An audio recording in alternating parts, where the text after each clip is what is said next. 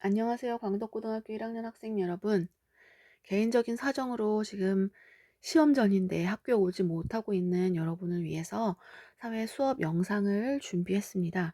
어, 근데 반마다 진도가 조금씩 차이가 있어서요. 지금 이 영상은 음, 국제 분쟁 162페이지, 여러분 부교재 162페이지 처음부터 영상을 녹화하려고 하니까 여러분은 각자 자기 진도에 맞춰서 영상을 적절히 페이지를 넘겨서 보면 되겠고요. 지금부터 162페이지 시작합니다. 그리고 국제 분쟁이 끝나고 나면 161페이지로 가서 내용 정리를 할 거고요. 그리고 뒷부분에서는 시험 전에 한 번씩 이렇게 쭉 훑어보는 그런 내용을 담으려고 합니다. 지루하다고 끊어버리지 말고 끝까지 영상을 시청해 주세요. 네, 그러면 이제 162페이지 시작하겠습니다. 우리 국제 분쟁은 그 원인을 가지고 두 가지 정도로 구분이 가능한데, 첫 번째는 영토와 자원을 둘러싼 분쟁, 영토 분쟁, 자원 분쟁이고요. 두 번째는 민족과 종교, 민족이 다르고 종교가 달라서 생긴 분쟁, 이렇게 구분이 가능해요. 그 중에 첫 번째 영토 자원 분쟁부터 시작을 하겠습니다. 영토 자원 분쟁의 첫 번째는 난사군도 분쟁이 등장하죠. 난사군도 분쟁 여기 있습니다. 자, 각 분쟁들은 지도에서 그 위치가 어디인지를 확인할 수 있어야겠어요. 난사군도 분쟁, 군도라는 표현은 섬의 무리 정도로 이해하면 되겠습니다. 작은 섬들이 여러 모여 있을 때 그 섬의 무리를 군도라고 부르고요. 그 군도의 이름이 난사인 거죠. 이 난사군도가 있는 이 지역은 남중국해입니다. 남중국해. 아, 벌써 바다 이름에서 이 지역의 분쟁의 주인공이 누구인지를 짐작할 수 있겠네요. 남중국해. 바로 중국과 이 남중국해 주변에 있는 필리핀, 또 여기 두 지역 말레이시아, 그리고 베트남 등의 주변 나라들이 이 난사 군도를 두고 분쟁을 하겠구나라는 걸 짐작할 수 있지요. 그러면 왜 이 난사 군도를 서로 가지려고 하는 걸까? 중국은 왜 가지고 싶어 하고 주변 나라들은 왜 그걸 두고 볼 수 없느냐? 뭐 때문일까요? 여기에 중요한 게 있으니까 그렇겠지. 바로 석유와 석유, 그리고 가스가 이 주변 바다에 묻혀져 있습니다. 난사군도를 누가 가지느냐에 따라서 그 귀한 석유와 가스의 주인이 달라져요. 당연히 중국도 주변 나라들도 포기할 수 없는 거겠죠. 또 이 지역, 대륙과 해양을 잇는 교통의 요충지이고, 또 인도양과 태평양을 잇는 교통의 요충지다. 우리 동아시아 문화권, 동남아시아 문화권 공부하면서 아주 중요하게 얘기했던 부분이죠. 인도양에서 동아시아 지역으로 갈 때는 반드시 이 바다를 거쳐야 된다. 해상 교통의 요충지. 그래서 서로 포기할 수 없는 중요한 땅이 되어버렸습니다. 난사군도 분쟁이에요. 중국과 베트남, 말레이시아, 필리핀 등 주요 주변 나라들 간의 영토 분쟁이었어요. 밑에 내려가서 정리합니다. 난사군도 분쟁, 해상교통과 어업의 요충지, 그리고 석유와 가스가 매장되어 있어서 중국, 필리핀, 말레이시아, 베트남, 타이완, 브루나이 등이 영유권을 주장하고 있습니다. 첫 번째 분쟁이었어요.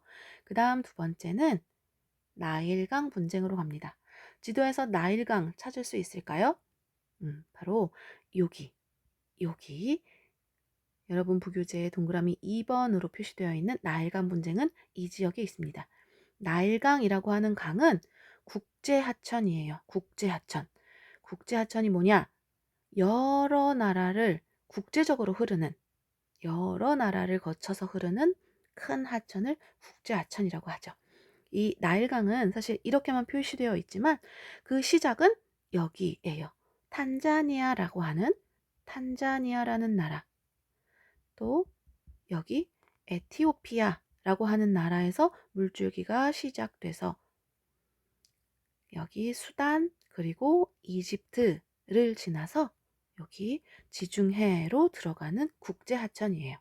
그런데 이 국제하천에 상류나라 탄자니아랑 에티오피아에서 댐을 건설해서 그 물길을 막는 바람에 하류국인 수단과 이집트에 물이 안 내려오는 거죠. 말하자면 또 더불어서 이 탄자니아랑 에티오피아는 여기다 댐을 건설하고 뭘 하냐? 당연히 수력 발전 이용할 거고요. 그 주변에 공장을 건설해서 공장을 운영하고 있어요.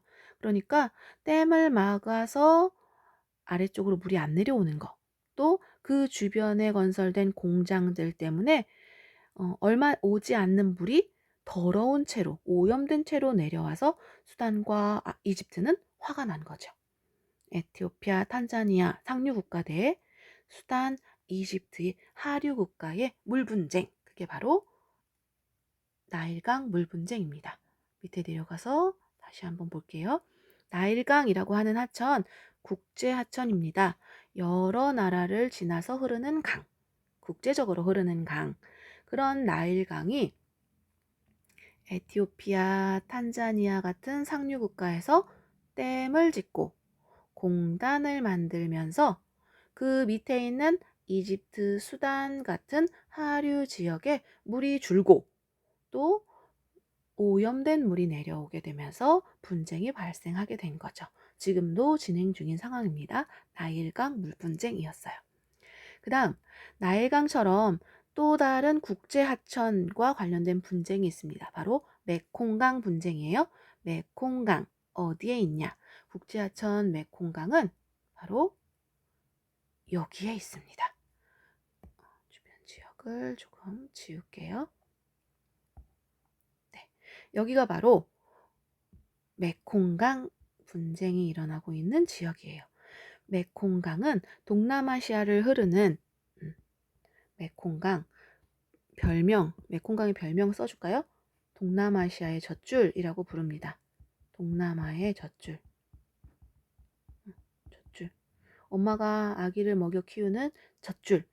동남아시아인들은 바로 이 메콩강의 물을 가지고 거의 살아간다고 보면 돼요. 농사를 짓는데도 메콩강물 이용하고요.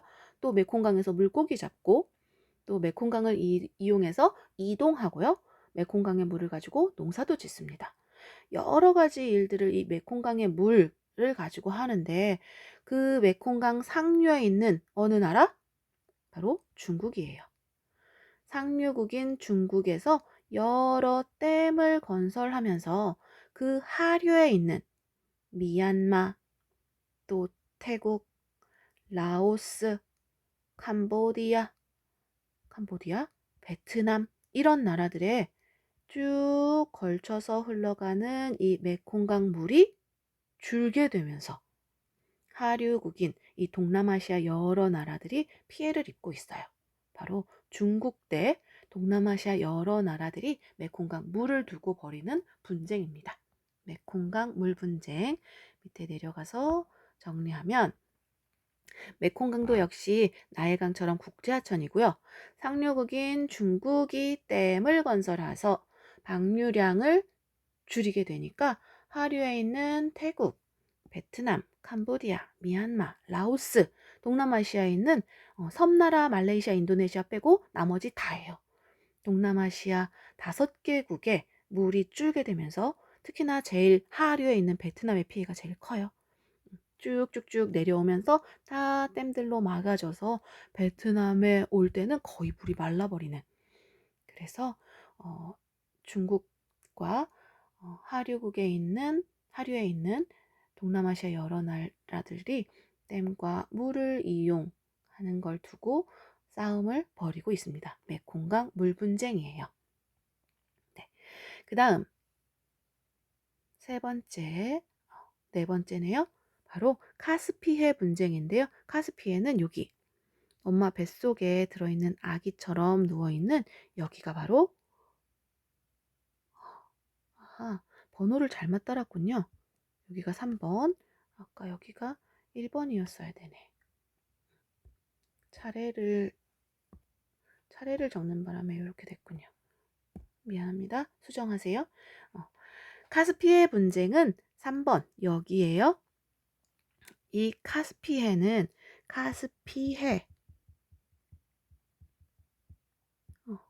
해로 끝나니까 바다인 건가? 이 카스피해가 바다이냐 혹은 호수이냐에 따라서 이 카스피해와 그 카스피해 안에 있는 석유가 있는 곳엔 가스도 있으니까 가스, 이 귀한 자원들의 주인이 달라집니다. 바다냐 호수냐에 따라서. 실제로 이 카스피해 물은 찍어 먹어보면 짜요. 바다인가 봐? 옛날 이 지중해 그리고 여기 흑해라고 하는 바다와 연결되어 있었습니다. 그런데 중간에 이 신기스콕 산지, 알프스, 또 히말라야, 그리고 여기에 카카스 산맥이라고 하는 신기스콕 산지들이 불뚝 솟아오르면서 이 카스피해는 흑해와 분리된 호수 모양으로 변했어요. 여기 높게 땅이 솟아오르면서 말이죠. 그랬더니 지금은 호수 모양을 하고 있어. 그런데 물은 짜요. 그리고 바다이냐 호수이냐에 따라서 만약에 이 카스피해가 바다라면 영해와 또 중학교 때 배웠던 배타적 경제 수역을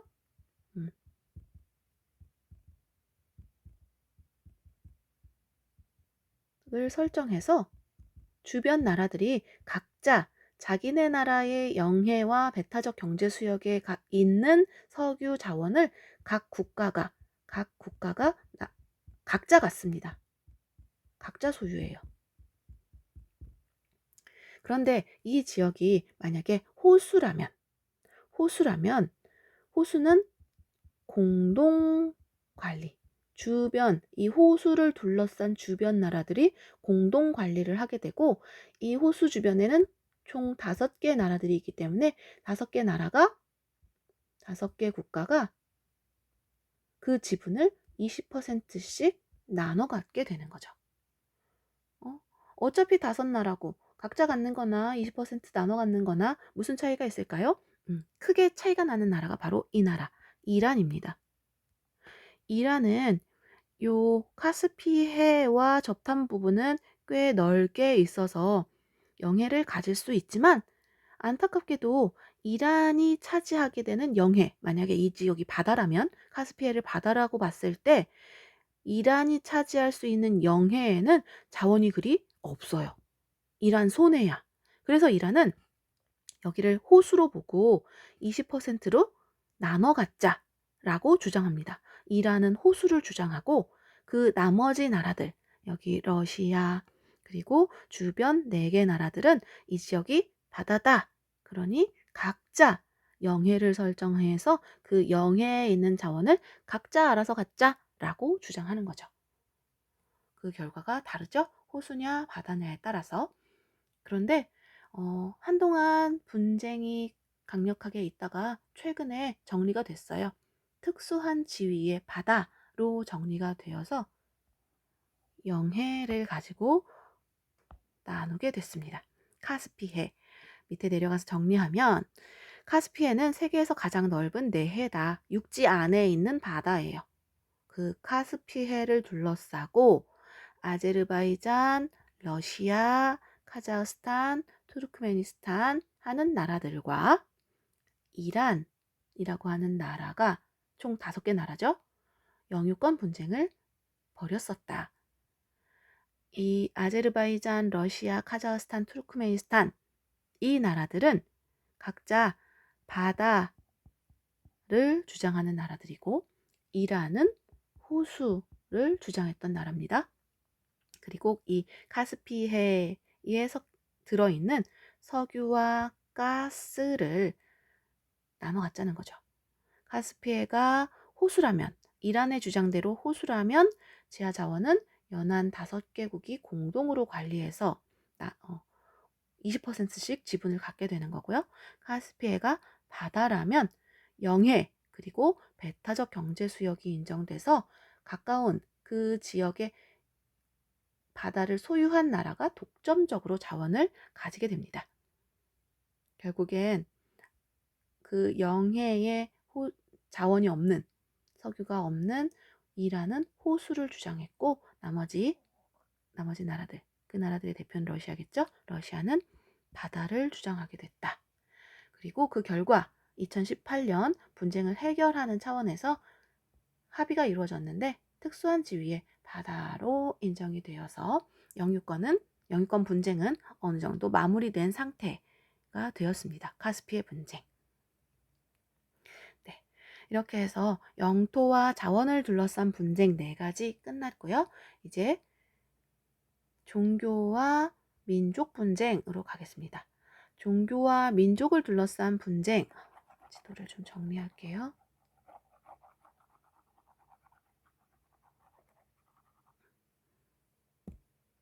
여기가 첫 번째 1번, 2번, 3번이었고요. 이제 민족과 종교로 인한 분쟁 첫 번째는 북아일랜드 분쟁이네요. 북아일랜드. 북아일랜드. 지도가 더 늘어나지 않네요. 이 지역을 우리 보통 영국으로 알고 있는데요. 사실 영국은 여기에 있는 잉글랜드, 그리고 여기에 있는 웨일즈, 그리고 여기에 스코틀랜드, 그리고 여기 지금 빨간색으로 표시되어 있는 북아일랜드, 이 네 지역의 연합체입니다. 이 네 지역의 연합체를 영국이라고 불러요. 그런데 이 영국에 빠진 지역이 있네? 바로 여기. 이 지역은 지금 영국과는 아주 다른 별개의 아일랜드라는 독립된 국가입니다. 아일랜드는 영국과 다른 독립된 국가예요. 그런데 독립된 국가가 된 지 얼마 되지 않았어요. 영국한테서 독립한 거야. 무슨 일이 있었냐? 과거에 이 잉글랜드 왕국이 여기 아일랜드 땅을 침입해서 이 지역을 식민지로 삼습니다. 잉글랜드는 우리 문화권 공부할 때 바로 앵글로 섹슨족이 사는 지역이라고 했고요. 앵글로족이 살고 있고요. 또 종교는 개신교를 믿는다고 했지. 이 아일랜드는 잉글랜드랑은 다르게 게일족이라고 하는 다른 인족이 살고요.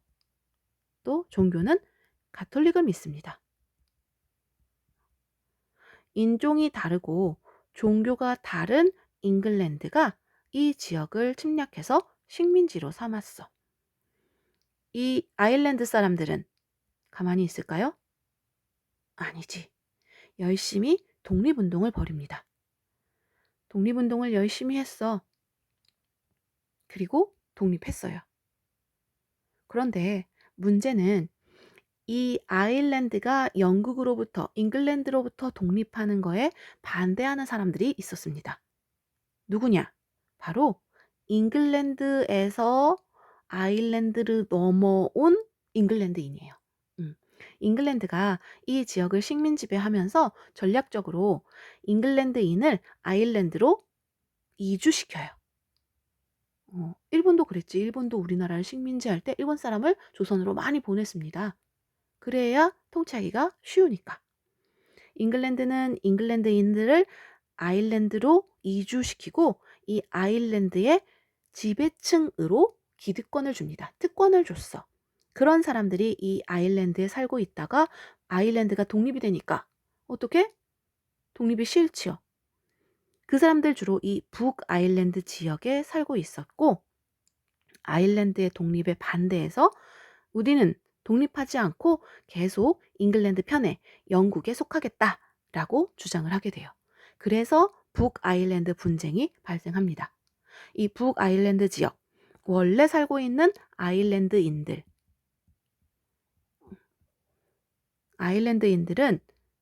이 북아일랜드도 독립해서 아일랜드에 들어가고 싶어 하는 거고, 이 북아일랜드 지역에 사는 잉글랜드 출신 사람들. 그동안 특권을 가지고 살았던 지배층이고요.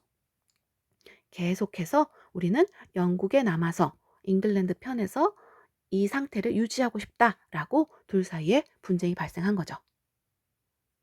북아일랜드 지역은 잉글랜드가 독립할 때 독립하지 않고 그대로 영국에 남아 있는데, 이 북아일랜드 지역에 있는 아일랜드 출신 사람들과 잉글랜드 출신 사람들 사이의 갈등. 우리도 독립해서 아일랜드로 속하자. 아니다, 독립은 싫다, 계속 영국에 남아있자 라는 잉글랜드인들, 그 둘 사이에 피 터지는 분쟁이 발생했어요. 탱크 몰고 들어가서 포 쏘면서 완전 처참한 분쟁을 벌였습니다. 최근에는 평화를 위한 협정이 맺어져서 예전처럼 그렇게 피 보는 분쟁은 사라졌지만 여전히 그 불씨는 남아 있어서 앞으로 어떻게 진행될지는 또 모르는 일이죠. 북아일랜드 분쟁이에요. 밑에 내려가서 정리된 내용 보겠습니다. 북아일랜드 분쟁. 개신교 누구였죠? 영국에서 온 잉글랜드 출신 사람들. 그대로 영국에 속해 있자. 그대로 있자고 주장하는 사람들. 또 아일랜드 출신의 원래 아일랜드에 살던 사람들. 그들은 가톨릭을 믿었다 그랬고요. 아일랜드인만의 국가를 갖자. 아일랜드 국가는 이미 있죠. 그러니까 아일랜드에 속하자. 우리도 북아일랜드 지역을 영국에서 독립시키고 아일랜드와 합쳐지자라고 주장하는 사람들입니다. 그 둘 사이의 분쟁이 지금은 조금 정리된 측면이 있지만 아직 불씨는 남아있다라는 거, 북아일랜드 분쟁이었어요.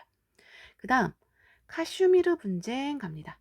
카슈미르 지역 어디 있냐면 여기에 있어요. 동그라미 4번이 되겠네요. 이 지역이에요. 카슈미르. 카슈미르 지역 이름이고요. 그 지역에 속한 나라는 바로 여기 파키스탄이라는 나라예요. 파키스탄. 그리고 이 지역은 파키스탄과 여기 인도라는 나라, 두 나라 사이의 갈등입니다. 원래 파키스탄과 인도는 하나의 나라라고 했었지요. 원래는 하나의 나라였다가 영국으로부터 독립운동을 하면서 독립 이후에 파키스탄과 인도로 갈라졌다. 갈라진 이유는 둘이 종교가 다르기 때문에. 인도는 힌두교를 믿는 힌두교의 나라, 파키스탄은 이슬람을 믿는 나라. 이렇게 분리된 거죠. 그런데 이 카슈미르 지역은 파키스탄에 속해 있고요. 이슬람 사람들이 주로 삽니다. 그런데 일반 주민은 이슬람 사람인데 이슬람을 믿는데 지배층, 말하자면 시장 같은 사람, 지배층이 힌두교 출신이에요. 그리고 이 힌두교 출신의 지배층이 이 지역을 일방적으로 인도에 넘깁니다. 인도에 귀속시켜요. 이 지역에 살던 다수의 이슬람 사람들은 화가 나겠죠. 그래서 요 파키스탄에 사는 이슬람인들과 소수의 힌두교 지배층 사이에 피 터지는 분쟁이 시작됐습니다. 그렇지. 이슬람 땅인데 인도에 넘어갔으니까 졸지에 파키스탄인이 인도 사람이 된 거잖아요. 그래서 분쟁 중입니다. 카슈미르 분쟁. 파키스탄 내에 있는 카슈미르 지역에 사는 이슬람교 신자 대 힌두교 신자의 싸움이에요. 이슬람 사람, 파키스탄 출신이고 당연히 다수의 국민들이고요. 힌두교는 인도 출신이고 아주 소수의 지배층 출신입니다. 소수의 지배층 몇몇이 이 파키스탄 지역을 인도에 넘기면서 분쟁이 시작된 거고 지금도 진행 중입니다. 카슈미르 분쟁이에요. 그 다음 쿠르드족 분쟁 갑니다. 쿠르드족. 쿠르드족은 어디에 있냐? 어, 여기에요. 안타까운 민족이야. 쿠르드족. 쿠르드족은 민족은 있는데 그 민족의 국가는 없어요. 국가가 없어서 세계 여러 나라에 흩어져서 떠돌이 생활을 하고 있고 다수의 민족은 여기 터키, 여기가 터키고요. 여기 이란, 그리고 여기 이라크, 이 주변 나라들에 주로 살고 있죠. 이 사람들이 원하는 건 딱 하나. 뭘 가지는 거? 국가를 가지는 거죠. 쿠르드족의 국가. 쿠르드족의 민족 국가를 갖고 싶어 하는데 그러려면 땅이 필요하고요. 그런데 땅은 떨어지지 않죠. 하늘에서 떨어지지 않아요. 없어. 터키든 이라크든 이란이든 주변 나라들이 땅을 내어주지 않는 한 이들이 땅을 갖고 영토를 가지고 국가를 세우기는 쉽지 않죠. 그래서 계속 쿠르드족의 민족 국가를 세우기 위한 분리 독립 운동을 진행 중입니다. 쿠르드족, 세계 최대의 나라 없는 민족이고 여러 나라들에 흩어져 살고 있어요. 그리고 국가를 건설하고 싶어 하지만 주변 나라들이 그걸 허락해주지 않아. 당연하지. 내 나라 땅을 떼어줘야 되는데 쉽지 않죠? 그래서 계속해서 국가 건설이 좌절되고 있다. 쿠르드족의 분리독립운동이에요. 네, 그 다음 6번째 남수단 분쟁 갑니다. 남수단 지역 지도에서 찾으면 여기에요. 번호로는 여기가 6번이 되겠네. 네, 남수단. 아까 여기가 수단이라는 나라가 있다 그랬고요. 요 밑에가 남수단입니다. 원래 이 나라는 하나의 나라였지요. 하나의 나라였다가 남수단이 이 지역을 떼어서 분리 독립했어요. 왜 분리 독립했냐? 이 지역 민족이 다르고 종교가 달라서. 수단 지역은 생각해봐. 종교를 뭘 믿을까? 이 지역 건조 문화권에 속하는 지역이고요. 이슬람 사람들이 넘어와서 이 지역을 이슬람 지역으로 만들었어. 종교 이슬람이고요. 민족은 이슬람을 믿는 아랍 사람들이 살아요. 아랍계 민족이 살고 있다. 수단. 그런데 남수단은 달라. 여기는 적도와 가까운 지역이고 유럽인들이 플랜테이션을 했던 그런 땅이에요. 유럽의 영향을 많이 받았어. 그래서 종교는 기독교 믿고요. 또 자기들의 민족 종교도 그대로 유지하고 있고 또 언어는 영어를 보통 쓰고요. 또 자기네 민족의 언어도 같이 씁니다. 그리고 종족은 아프리카계 흑인이에요. 이런 사람들이 살고 있어. 아, 종교가 다르고 둘이 쓰는 언어가 다르고 인종이 다른데 한 나라에 살고 있었어요. 그 이유는 우리 앞에서 배웠지? 유럽의 식민지를 겪으면서 유럽인들이 자기네 마음대로 자의적으로 이 아프리카 지역을 국경을 직선으로 설정해 놓는 바람에 민족과 종교, 언어가 다른 민족들이 한 나라에 살게 되고 같은 민족인데 다른 나라에 살게 되고 하는 일들이 많았다고요. 네. 그 식민지의 여파인 거죠. 둘이 서로 다른 민족, 다른 종교를 가진 사람들이 한 나라에 살게 됐고 결국엔 그 둘 사이에 화합이 이루어지지 못해서 분리되었다. 남수단이 분리되어서 독립했습니다. 그런데 문제는 독립한 남수단에 아주 중요한 것이 있었어요. 집 나간 아들이 말하자면 우리 집에 있는 금괴를 가지고 나간 셈이야. 바로 석유가 남수단에 묻혀 있어요. 석유라고 하는 건 그 석유를 정제하는 기술, 또 캐는 기술, 그걸 가지고 수출할 그 설비 이런 것들도 필요한데 그런 설비들은 북수단, 요 수단에 있고 정작 알매기는 남수단이 가지고 나간 거야. 남수단에 있어요, 석유가. 그래서 수단이 남수단의 분리 독립을 달갑게 볼 수가 없겠지. 두 지역 사이에, 두 국가 사이에 분쟁이 발생했다. 네. 밑에 내려가서 다시 한번 보겠습니다. 남수단 지역 분쟁. 이슬람교를 믿고 아랍어를 사용하는 아랍계, 그리고 석유의 시설을 소유한 북부 지역, 여기가 바로 수단이에요. 그리고 크리스트교와 토속신앙을 믿고 영어를 사용하는 아프리카계 흑인이 사는 남부 지역, 그 남부 지역에 석유, 알짜배기가 있는 거지. 여기가 남수단이에요. 그리고 이 둘 사이에 분쟁이 진행 중이다. 남수단이 2011년 독립했지만 그 석유 수익을 어떻게 나눌 건가? 또 국경선 확정을 둘러싸고 계속 갈등이 진행 중입니다. 뺏기기 싫은 거지. 수단 뺏기기 싫고 남수단 주기 싫고. 네, 그렇게 지역 분쟁, 남수단 분쟁 아직도 진행 중이에요.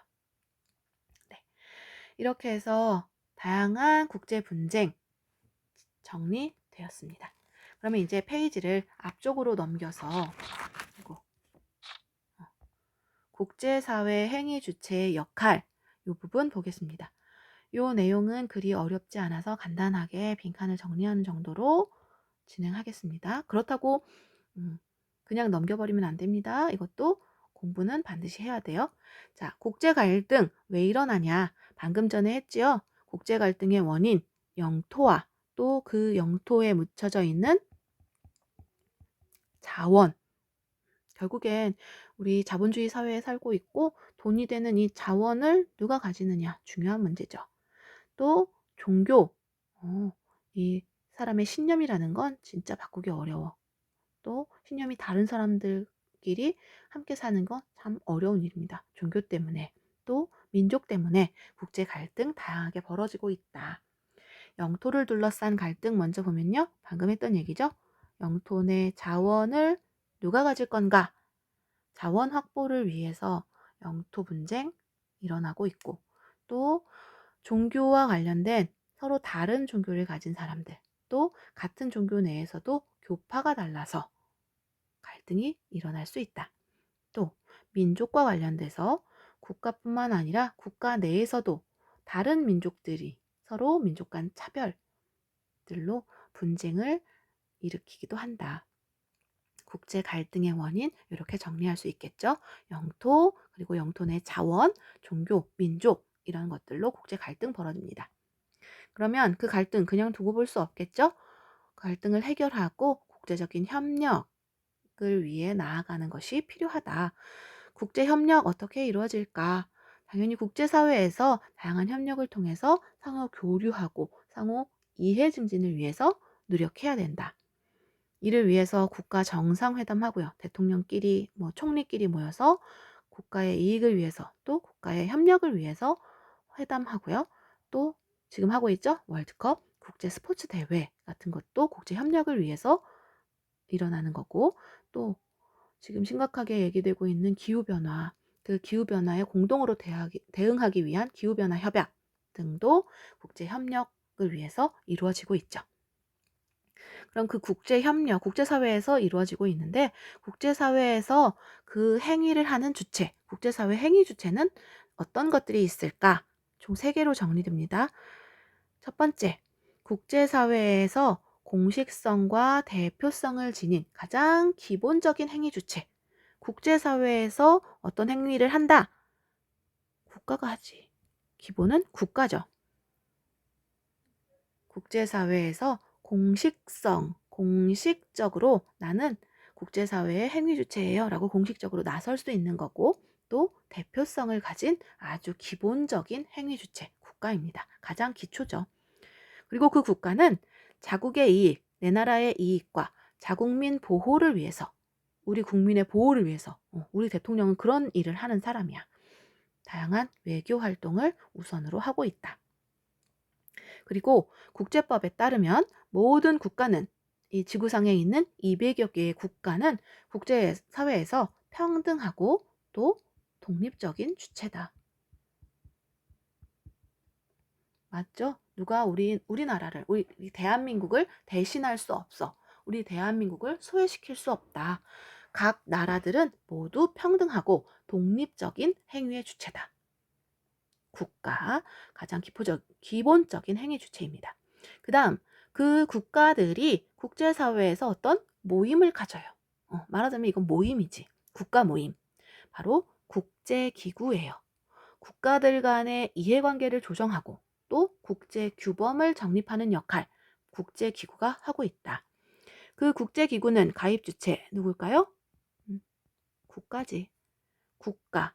행위 주체의 가장 기본적인 행위 주체라고 했고요. 그 기본적인 행위 주체들이 여럿 모여서 국가를 가입 주체로 해서 평화 유지와 경제 협력, 또 뭐 환경 문제 해결 같은 국제적인 목적이나 활동을 위해서 모인 모임입니다. 국제기구.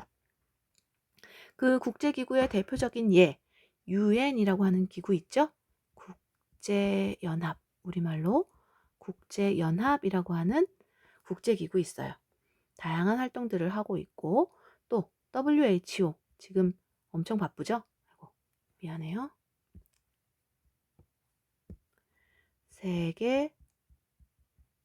세계보건기구. 코로나 때문에 진짜 하는 일이 많아졌죠. 세계보건기구, 국제사회에서 어떤 전염병이 돌거나 또는 세계 전체가 아니더라도 어느 나라에서 전염병이 도는데 그 나라 자체의 힘으로는 해결할 수 없다 할 때 그 원조하는 일, 그런 일들을 국제사회에서 세계보건기구가 하고 있죠. 또 WTO, 세계무역기구. 우리 경제단원에서 세계무역기구라는 말을 들어본 적이 있을 거고, 뭐 FTA를 체결한다 했을 때 그런 국제적인 흐름을 주도하는 게 바로 이 세계무역기구라고 했습니다.